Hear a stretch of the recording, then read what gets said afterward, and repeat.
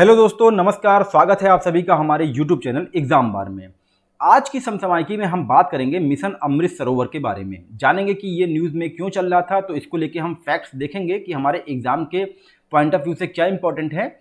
साथ ही बात करेंगे मिनी माता कन्वेंशन। मिनी माता कन्वेंशन भी न्यूज़ में था, तो इसको भी लेके एक दो फैक्ट हैं, उसके बारे में भी जानेंगे। सुलीना चैनल एग्जाम के पॉइंट ऑफ व्यू से अब बहुत इंपॉर्टेंट हो चुका है, तो इसकी हम भौगोलिक स्थिति देखेंगे। साथ ही पश्चिमी ब्रिटिश कोलंबिया में आपातकाल लगाया गया है, तो इसका भी हम भौगोलिक रूप से जानेंगे कि ये कहाँ पे पड़ता है। तो चलिए दोस्तों, आज की समसामयिकी हम शुरू करते हैं।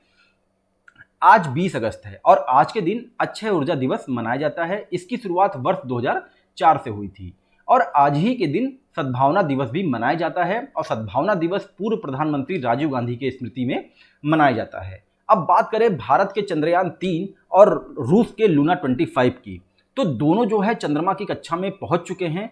लूना 25 21 अगस्त और वहीं चंद्रयान 3 2 दिन बाद 23 अगस्त को चंद्रमा पर उतरने की पूरी संभावना बनाया हुआ है।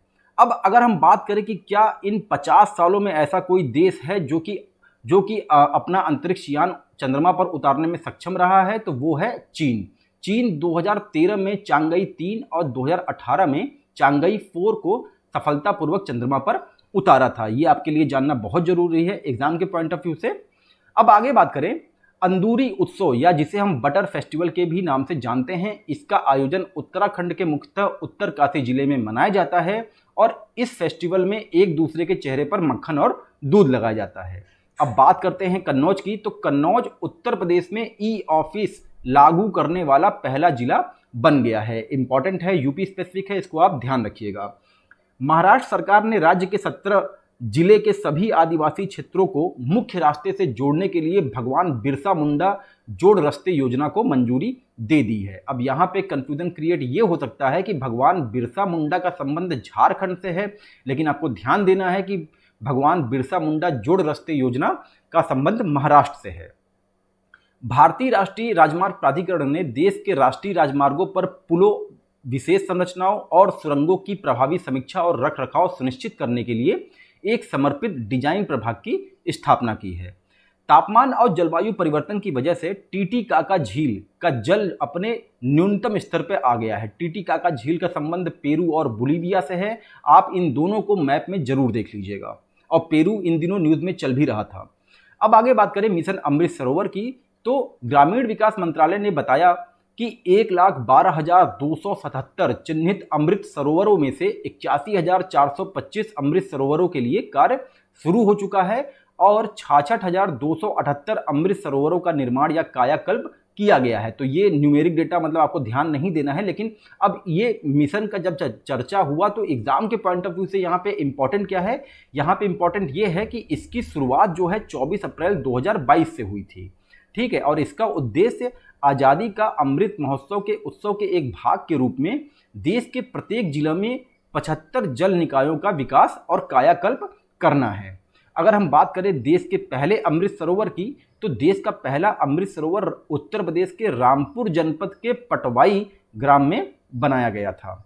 अब बात करते हैं मिनी माता कन्वेंशन के बारे में। तो मिनी माता कन्वेंशन न्यूज़ में इसलिए आ गया क्योंकि 16 अगस्त 2017 के दिन ये लागू हुआ था और अभी हाल ही में 16 अगस्त बीता है। तो ये संधि है क्या? पारे पर मिनी माता कन्वेंशन मानव स्वास्थ्य और पर्यावरण को पारे के नकारात्मक प्रभाव से बचाने के लिए एक वैश्विक संधि है। इसे अक्टूबर 2013 में अपनाया गया था और 16 अगस्त 2017 में लागू किया था। इंपॉर्टेंट डेट है, इसको आप ध्यान रखिएगा। अब मिनी माता है कहाँ पे? मिनी माता जापान में है। जापान की एक खाड़ी है जहाँ पे इलेक्ट्रॉनिक कूड़े को खाड़ी में दबाने का कार्य किया जा रहा था, जिसके कारण वहाँ पे पारा प्रदूषित औद्योगिक अपशिष्ट जल ने हजारों लोगों को बीमार कर दिया, जिससे गंभीर स्वास्थ्य की क्षति हुई और इसी को मिनी माता रोग के रूप में जाना जाने लगा। यह विश्व की पहली कानूनी रूप से बाध्यकारी संधि है, मतलब कि कोई भी सदस्य देश इसका उल्लंघन नहीं कर सकता है। अब आगे बात करें सुलीना चैनल के बारे में, तो होता यह है कि रसिया काला सागर अनाज समझौते से बाहर हो जाता है, और जब रसिया काला सागर अनाज समझौते से बाहर हो जाता है तो यूक्रेन को अनाज व्यापार के लिए एक वैकल्पिक मार्ग देखना होता है, और वही वैकल्पिक मार्ग है सुलीना चैनल। संयुक्त राष्ट्र और टर्की की मध्यस्थता वाला यह समझौता यूक्रेनी काला सागर बंदरगाहों से अनाज ले जाने वाले मालवाहक जहाजों के लिए सुरक्षित मार्ग प्रदान करता था, जहां से रसिया बाहर हो गया है। सुलीना चैनल प्रमुख यूक्रेनी नदी बंदरगाहों को काला सागर से जोड़ता है और यूक्रेन की अर्थव्यवस्था के लिए रणनीतिक रूप से महत्वपूर्ण है। काला सागर में गिरने से पहले डेन्यूब नदी, सुलीना चैनल का संबंध जो है वो डेन्यूब नदी से है। डेन्यूब नदी 3 चैनलों में विभाजित हो जाती है, जो कि चिलिया, सुलीना और सेंट जॉर्ज है। अगर हम मैप में देखें तो ये रहा आपका सुलीना चैनल, जो कि रोमानिया के पास पड़ता है। अब जब बात यहाँ पे डेन्यूब नदी की आ रही है, तो डेन्यूब नदी जर्मनी के ब्लैक फॉरेस्ट पर्वत से निकलती है और ये 10 देशों से होकर गुजरती है, जिनमें Germany, Austria, Slovakia, Hungary, Croatia, Serbia, Bulgaria, Moldova, Ukraine और रोमानिया शामिल हैं, जहां पे सुलीना चैनल भी है। वोल्गा नदी के बाद डेन्यूब यूरोप की दूसरी सबसे लंबी नदी है।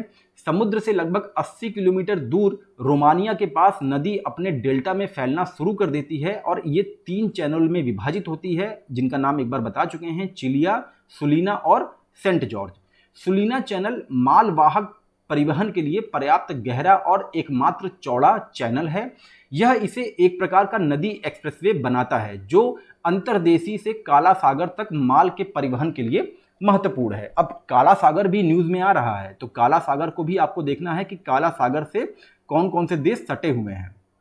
अब आगे बात करें पश्चिमी ब्रिटिश कोलंबिया की, तो पश्चिमी ब्रिटिश कोलंबिया कनाडा का एक पश्चिम में राज्य है और वहां पे आपातकाल की घोषणा कर दी जाती है। और क्यों कर दी जाती है? क्योंकि आसपास के क्षेत्र में जंगल की आग फैल जाती है, जिससे घर वर नष्ट होते हैं और भी ज़्यादा क्षति होने की संभावना जताई जा रही थी, इसलिए आपातकाल लगाया गया। यह कनाडा का सबसे पश्चिमी प्रांत है। यह प्रशांत महासागर और रॉकी पर्वत के बीच में स्थित है। अब यहाँ पे इम्पोर्टेंट क्या है, क्योंकि घाटियों से भी प्रश्न बनाए जाते हैं, तो इम्पोर्टेंट ये है कि काउइचन घाटी और फ्रेजर घाटी का संबंध जो है वो कनाडा से है। इसको आपको ध्यान में रखना है। तो ये तो रहा आज की समसमाई की, और आज संडे है और आज के दिन वीकली टेस्ट कराया जाता है, तो ये टेस्ट जो है शाम को अपलोड कर दिया जाएगा। आप लोग टेस्ट के लिए तैयार रहिए। मिलते हैं आप लोग को टेस्ट के साथ, तब तक के लिए नमस्कार, जय हिंद, जय भारत।